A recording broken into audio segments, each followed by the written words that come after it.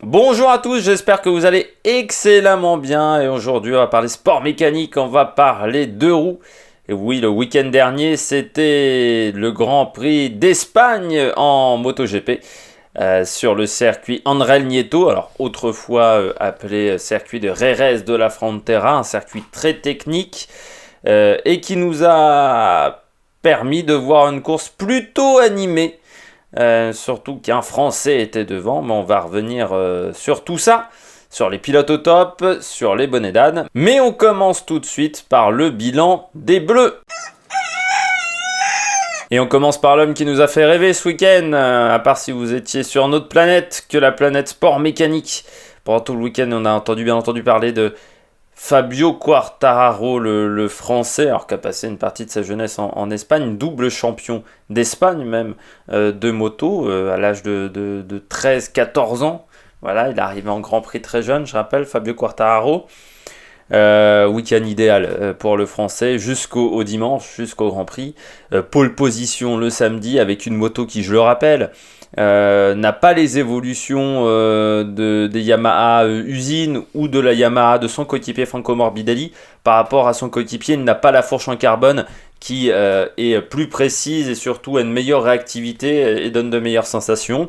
Il a 400 tours en moins, mais sur un circuit aussi technique que Jerez, les 400 tours en moins ont moins d'impact que à Phillip Island par exemple ou sur d'autres pistes, Burinam qui est une piste qui sollicite beaucoup plus le moteur. Pole position avec un tour extrêmement propre.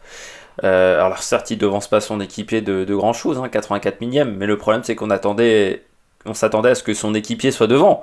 En qualification, Morbidelli, je rappelle, une saison d'expérience en moto Grand Prix, mais qui est devancé pour le moment, sur ce Grand Prix par Quartararo. Et puis on le voyait après les qualifications. Certes, il était satisfait de sa première ligne, mais il faisait quand même la gueule de voir que Quartararo, le petit jeune qui a à peine 20 ans, venait de lui chipper la pole position. Dans le top 8 de toutes les séances pendant tout le week-end. Je crois 7ème de la séance 1 et puis ensuite régulièrement dans le top 5, 7ème également au warm-up. Donc il y avait un bon rythme en course, un bon rythme en qualification et ça s'est senti en course.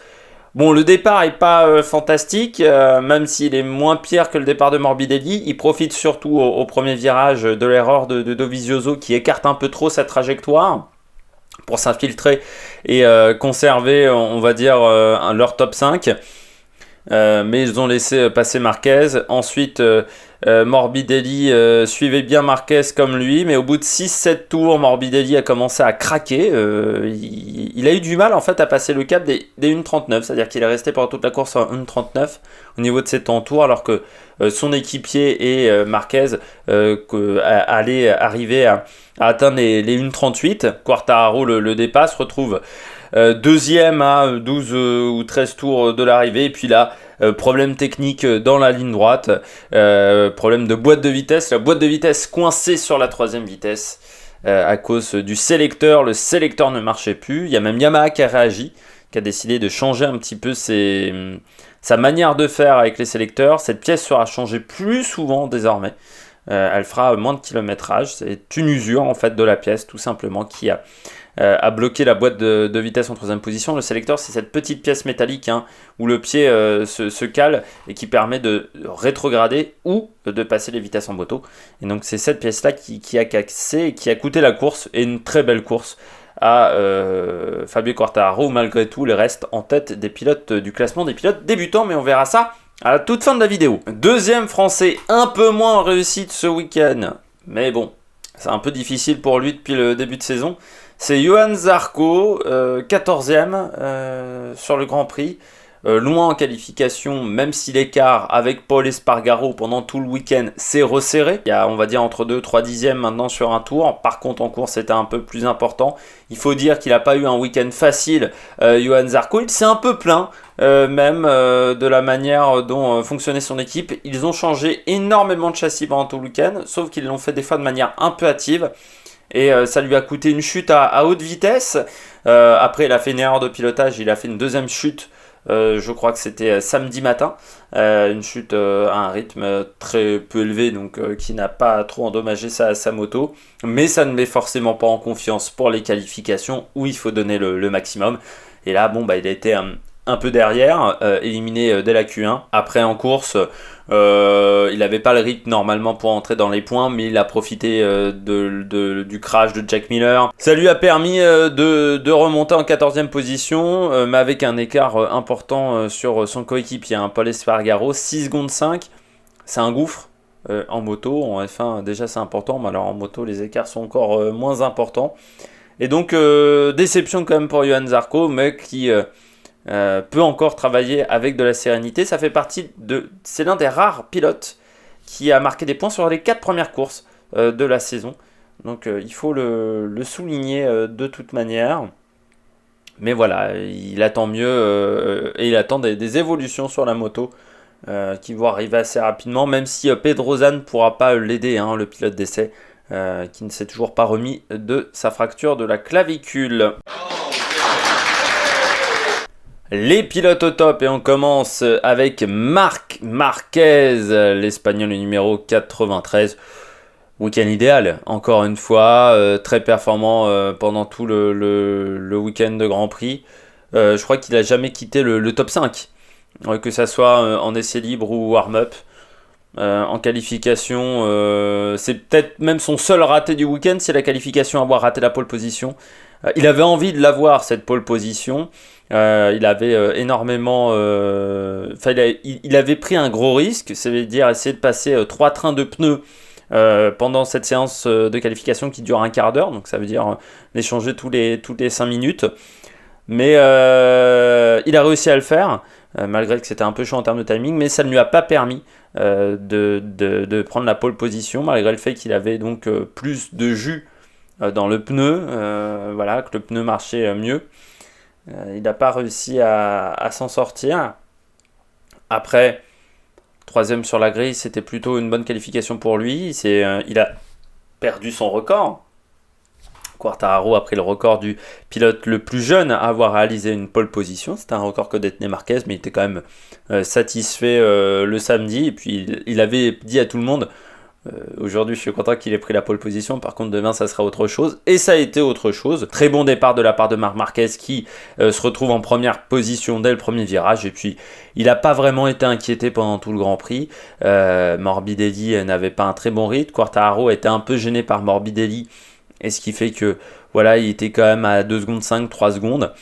Il a abandonné, donc ensuite il avait vraiment le champ libre. Morbidelli perdait du temps, et puis Alex Rins n'a jamais été vraiment en capacité de le rejoindre. Ensuite, contrairement à Austin, il n'a pas commis d'erreur sur un circuit qui, il faut dire, Jerez est un peu plus facile. Déjà, le circuit a été resurfacé cette année, donc beaucoup plus lisse que Austin, où c'est un circuit qui est très difficile et c'est très facile de faire des erreurs à cause des multiples bosses présentes sur les nombreux virages.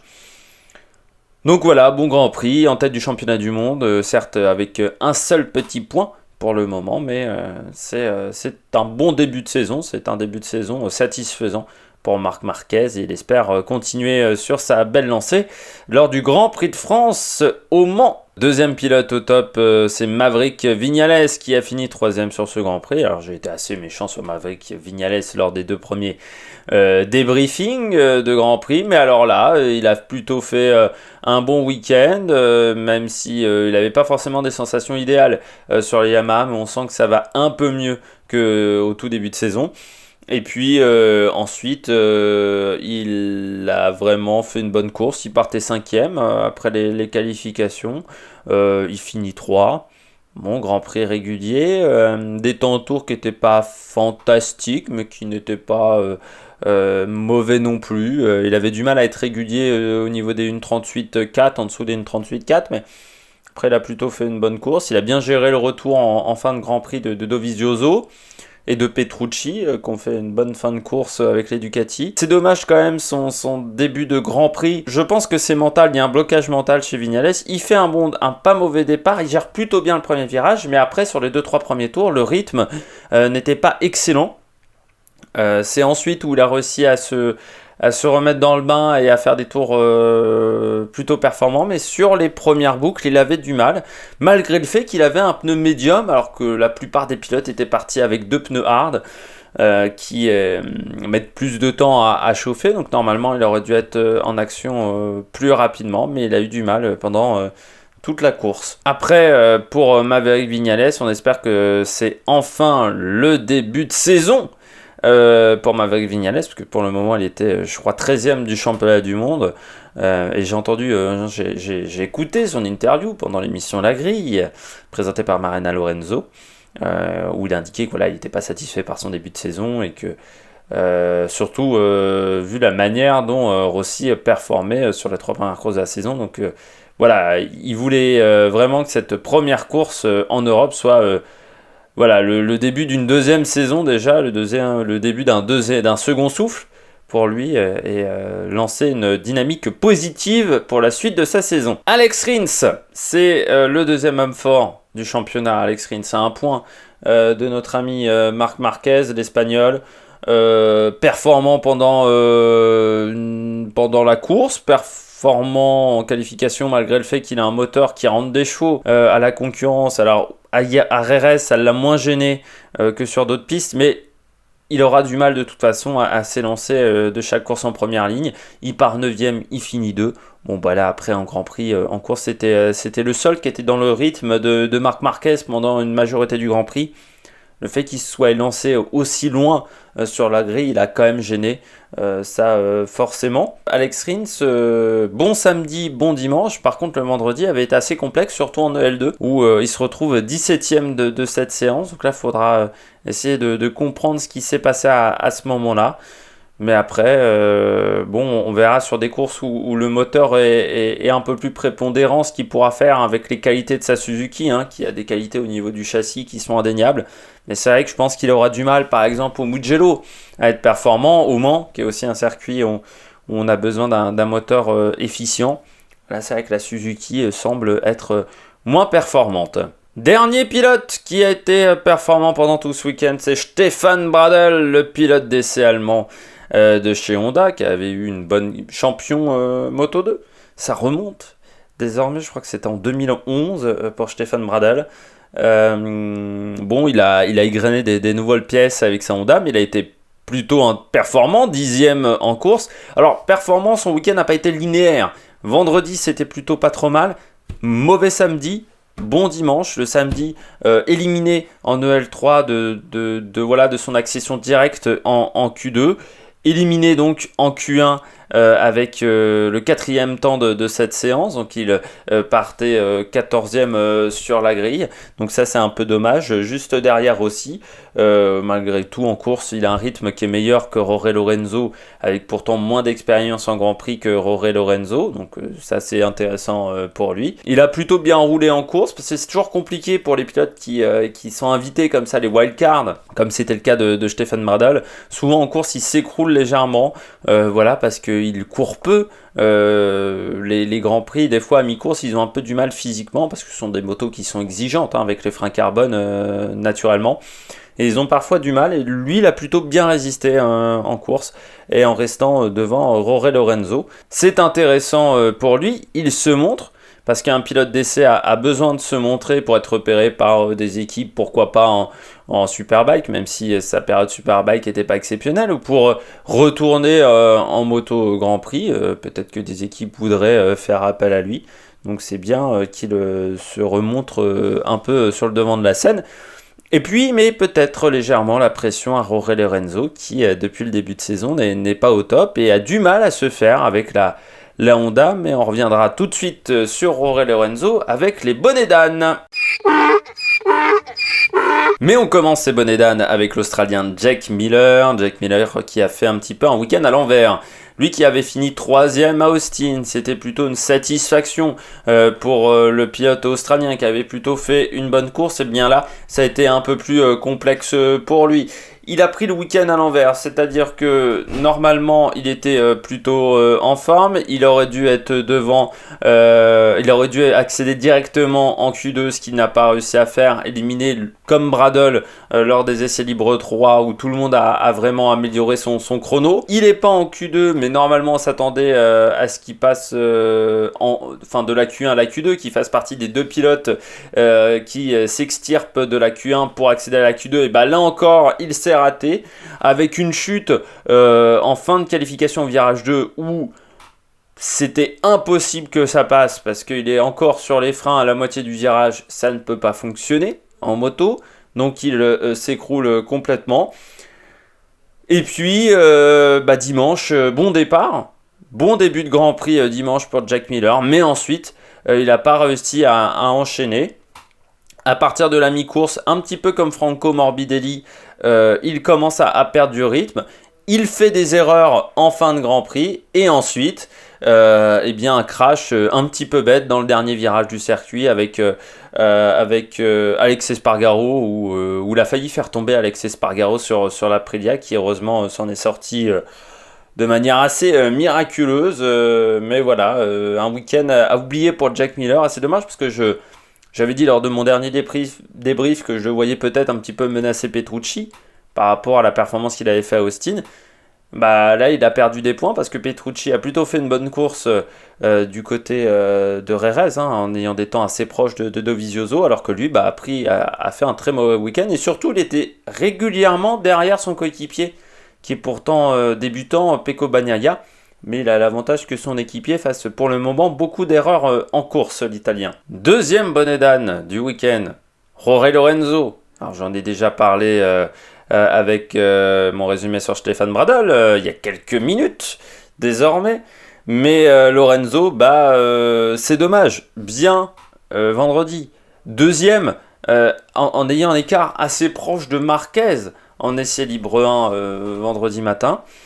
C'était encore bien l'après-midi où il est dans le top 5. Et puis le samedi, certes qualifié directement pour la Q2, mais dans la séance d'essai libre 3, il perd un petit peu de temps, il est 10e ou 11e. En EL4, pareil, il est loin. Je crois qu'il se retrouve au-delà de la 10e place en EL4. En qualif, 11e place, c'est pas vraiment satisfaisant, on s'attendait à mieux, surtout il avait du mal à être en confiance avec la moto. Et puis en course, 12e, à 5 secondes de Stefan Bradl, je rappelle, pilote d'essai avec une moto qui était un peu un micmac de nouvelles pièces et de pièces qui sont présentes sur la moto normalement, donc ça marche pas toujours bien. Non, on attendait mieux de la part de Jorge Lorenzo ce week-end. C'est inquiétant parce qu'on a l'impression que c'est l'épisode Ducati qui est en train de redémarrer. C'est-à-dire qu'il n'arrive pas à s'adapter à sa nouvelle moto, qu'il a un pilote, qu'il est un petit peu le challenger, comme chez Ducati. Chez Ducati, c'était Dovizioso. Là, maintenant, c'est Marquez qui est le leader de l'équipe et qu'il a du mal à s'adapter à ce statut. Et il a du mal à être performant, à s'adapter à de nouvelles motos. Il tente de retrouver ce qu'il avait chez Yamaha, c'est-à-dire une moto qui était très efficiente au niveau de la partie cycle. Il n'arrive pas à retrouver les sensations qu'il a chez Yamaha, mais il faudra peut-être qu'il recherche autre chose. Parce que si il attend que la Yamaha, que la Honda qu'il a actuellement soit pareil que la Yamaha, forcément ça ne pourra pas fonctionner chez Honda et se fera dominer par Marquez et deviendra un petit peu le larbin, le souffre-douleur de Marc Marquez. Et c'est quand même dommage pour un pilote qui a plusieurs titres de champion du monde. Dernier pilote, pas au top lors de ce week-end, Johan Mir, le coéquipier d'Alex Rins chez Suzuki, débutant en Grand Prix. Alors, bien en qualifié directement en Q2, mais un petit peu comme Lorenzo, il prend le 12e temps, donc c'est un peu dommage pour lui. Et puis, mais bon, on peut dire que c'était quand même correct, parce que je crois que, Alex Rins fait 9, son coéquipier, donc il y a quand même un déficit de puissance au niveau moteur qui les gêne, je pense, en qualification, on met le mode fête, comme on pourrait dire en F1. Après, en course, pas un excellent départ, mais bon, là encore, ça reste correct, il arrive à choper le peloton de tête, mais au bout d'un moment, il accumule les erreurs de pilotage. À partir de la mi-course, il se crache de manière assez bête même, quand on voit le replay, mais bon, il n'arrivait plus à piloter sa moto convenablement, du mal peut-être avec l'usure des pneus, même s'il semblerait que l'usure des pneus ait été assez faible sur ce Grand Prix. Rossi disait même qu'il regrettait d'avoir pris un pneu hard à l'avant par rapport à son début de course.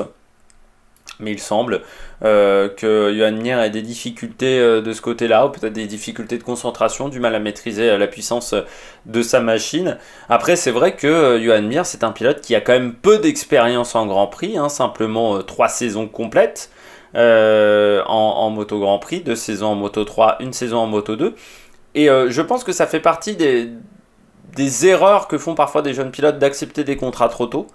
Ce que n'avait pas fait par exemple un Johan Zarco, ou d'erreurs également d'équipe de vouloir engager des jeunes pilotes après quelques bonnes performances de ces jeunes pilotes, parce que en Moto 3, Moto 2, le passage est normal de saison, c'est pareil que Fabio Quartararo, c'est pareil que la plupart des pilotes.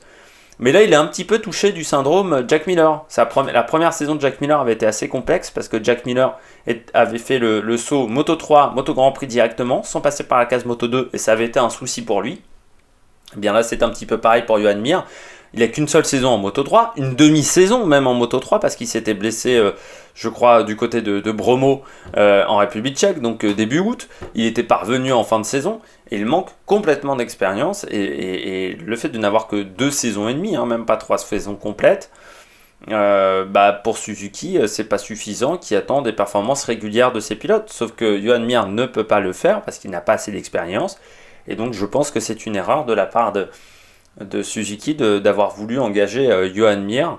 Après, bon, est-ce qu'ils avaient d'autres choix Iannone étant pas très performant la saison dernière, il n'y avait pas une très grande ambiance avec Johan Mir, avec Alex Rins dans l'équipe. Ils ont peut-être été obligés de faire ce choix, mais c'est dommage parce que c'est un pilote qui pour le moment nous montre pas l'étendue de son talent. Eh bien, on finit comme vous en avez l'habitude désormais, tous ces bilans, ces baromètres en sport mécanique. On finit par les classements. Et on commence, comme vous pouvez le voir à l'écran, avec le classement Moto Grand Prix. Marc Marquez, un petit point d'avance sur Alex Rins. Donc pour l'instant, le pilote Suzuki s'en sort très très bien. Dovizioso à 3 points. Ça, c'est intéressant pour le pilote italien, parce que le début de saison, ce sont plutôt des circuits qui ne conviennent pas trop à la Ducati. Là, il va arriver la prochaine course, et sur le circuit du Mans, c'est un circuit qui convient parfaitement à la Ducati. Il y a également le Mugello qui arrive très rapidement, donc voilà, c'est des circuits qui vont lui permettre d'être très performant.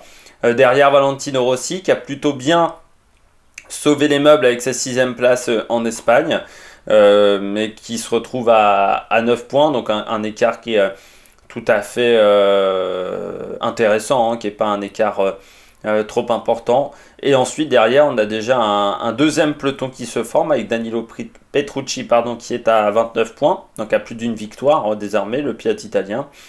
Mais on sait qu'il est surtout là pour aider Andrea Dovizioso cette année. Vignales, Jack Miller qui est le premier indépendant, à égalité avec Nakagami, et 2 points devant Carl Crutchlow. Et puis le 10e de ce classement, c'est le coéquipier de Fabio Quartararo, c'est Franco Morbidelli. Du côté des débutants, c'est Fabio Quartararo qui est devant Pecco Bagnaia, Johan Mir, Miguel Oliveira. Et dernier de ce classement, Miguel Oliveira est avec la KTM de chez Tech 3. Donc voilà, c'est pas forcément facile pour lui, surtout qu'il a un équipier, Siafrin, qui on peut pas dire soit extrêmement performant. Du côté du classement équipe, c'est Ducati qui est en tête devant Yamaha. Ducati qui a l'avantage d'avoir 2 pilotes qui ont plutôt performé sur toutes les courses depuis le début de saison. Donc 2e Yamaha, 3e Honda, 4e Suzuki. Les performances de Johan Mir font perdre beaucoup de points à cette équipe. Du côté des indépendants, c'est LCR Honda avec Crutchlow Nakagami qui est en tête devant le team Petronas qui paye cher son souci technique avec Fabio Quartararo, parce que ça aurait pu leur permettre de passer devant LCR Honda. Pramac est ensuite derrière, KTM, Aprilia, Red Bull et Avintia. Red Bull, KTM, Tech 3, voilà. On se retrouve pour le prochain Grand Prix, ça sera le Grand Prix de France du côté du circuit Bugatti au Mans. Donc le bilan, ça sera le mardi 21 mai. C'est déjà voilà, noté dans le bloc-notes, comme on dit. Noté dans les agendas. Et puis, n'hésitez pas à mettre un pouce bleu. N'hésitez pas à relayer cette vidéo sur les réseaux sociaux si vous avez apprécié. N'hésitez pas à réagir dans les commentaires si vous n'êtes pas d'accord avec moi ou si vous êtes d'accord avec moi ou si vous voulez qu'on débatte dans les commentaires. Et puis on se retrouve pour de nouvelles aventures sur l'Amérique Production et surtout n'hésitez pas à vous abonner. Allez, ciao ciao!